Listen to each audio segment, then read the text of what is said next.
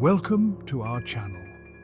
Today, we dive into the spine-chilling world of the paranormal with 6 terrifying but true ghost stories, all based on real-life experiences. These are the stories whispered around campfires, the ones that make you question everything, the ones that send shivers down your spine. So make sure to turn off the lights, maybe grab a blanket if you're easily spooked, and get ready for a haunting journey into the unknown. Our first story takes us to a grand old hotel, a place steeped in history and, as some would say, in sorrow.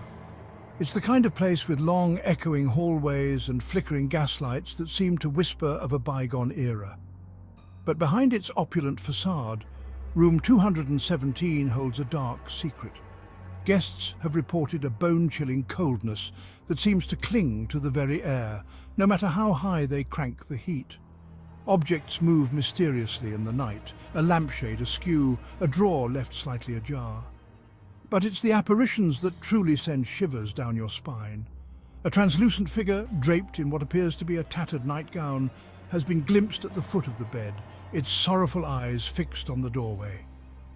Some guests claim to have woken in the dead of night, to find the spectral figure standing over them, its cold breath washing over their faces. There are whispers of a tragic event that occurred in that very room decades ago, a heartbroken lover taking their own life after a bitter betrayal. Whatever the truth may be, room 217 remains a chilling reminder that some stories, even within the grandest of settings, never truly end. Our next tale takes us to the outskirts of a forgotten town, to the ruins of what was once a bustling mill.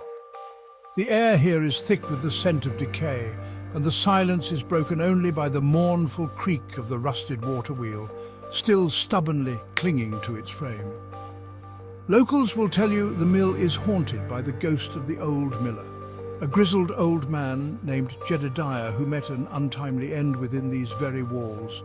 They say Jedediah was a solitary man, devoted to his work and fiercely protective of his mill. One night, a group of vagrants seeking shelter from a storm broke into the mill. Jedediah, caught off guard, was brutally murdered, his body left to rot amongst the grain sacks. Now his tormented spirit is said to wander the ruins, forever tied to the place where he met his demise. Witnesses describe seeing a shadowy figure, with a distinct limp, pacing the old loading dock, his anguished cries echoing through the empty building. Some even claim to have seen the ghostly flicker of a lantern, swinging back and forth as if searching for something lost in the darkness. Whether it's Jedediah seeking revenge or simply searching for peace, the ghost of the old mill serves as a chilling reminder that some wounds, even in death, never truly heal. This next story takes us to the lonely stretches of highway that snake through the desolate heartland. It's a tale as old as time itself, whispered among truckers and weary travelers, the legend of the phantom hitchhiker. Imagine this. You're driving late at night, the only sound the hum of your engine and the rhythmic thud of the tires against the asphalt. Out of the corner of your eye, you see a figure standing by the roadside, thumb outstretched, seeking a ride. You pull over, overcome by a sense of compassion or maybe just to break the monotony of the drive. The figure gets in, their face obscured by the shadows of the car. They mumble a destination, their voice little more than a dry whisper. You drive on, making small talk, trying to ignore the growing unease in the pit of your stomach. Then, just as quickly as they appeared, the hitchhiker vanishes. No slamming doors, no fading silhouette, just empty space where they once sat. Some say the phantom hitchhiker is the spirit of a traveler who met an untimely end on that very road, searching for a way home. Others believe it's a harbinger of doom, their appearance a chilling omen of misfortune to come. Whatever the truth may be, the next time you're driving alone on a deserted highway and you see a lone figure by the roadside, think twice before offering them a ride. You never know who or what you might be inviting into your car. Chapter 4. The Poltergeist of Elm Street. Our next story takes us from the open road to the supposed safety of our own homes, because sometimes the most terrifying encounters happen not in shadowy graveyards or abandoned buildings, but within the walls where we expect to feel safest. This is the story of the Poltergeist of Elm Street. It started subtly, a door slamming shut on its own, the unsettling feeling of being watched, a child's toy inexplicably activating in the dead of night. But soon the activity escalated, growing bolder, more aggressive. Objects flew across the room with impossible force, smashing against walls, narrowly missing the terrified family huddled together. Disembodied voices whispered threats, taunting the family, their words dripping with malice. Sleep offered no escape, replaced by nightmares so vivid, so real, that the line between dreams and waking nightmares blurred. The family, once skeptical, now lived in a state of perpetual fear, trapped in their own home by an unseen entity they couldn't comprehend. Was it an angry spirit lashing out from beyond the grave? Or was it something more ancient, more primal, feeding off their terror? Whatever the source of the haunting, the poltergeist of Elm Street serves as a chilling reminder that even within the supposed sanctuary of our homes, we are not always alone. Chapter 5. The Lady in White. Our next story takes us back to the road, but this time it's not the hitchhiker we have to worry about. It's a figure as tragic as she is terrifying, the Lady in White.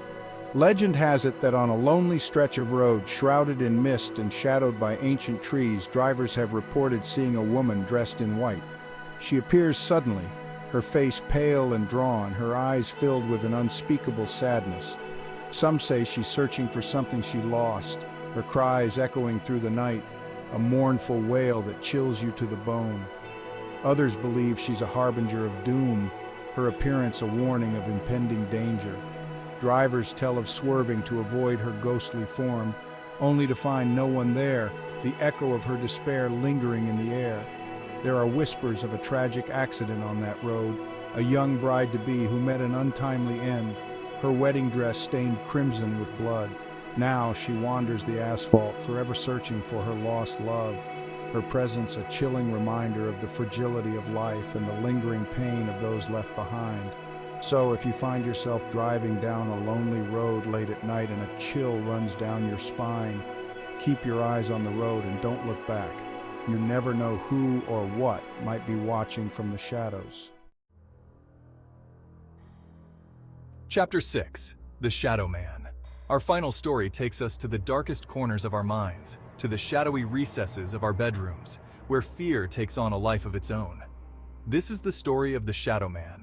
It starts subtly, a fleeting glimpse of movement in your peripheral vision, a dark shape that seems to disappear when you turn your head. You dismiss it as a trick of the light, your mind playing games in the darkness. But the sightings become more frequent, more persistent. The shape takes on a more defined form, a tall, gaunt figure, its edges blurred and indistinct, always lurking just beyond the reach of the light. You feel its presence in the room, a coldness that seems to emanate from its very core, a weight pressing down on your chest, stealing your breath. You try to rationalize it, tell yourself it's just your imagination. But deep down, a primal fear takes root.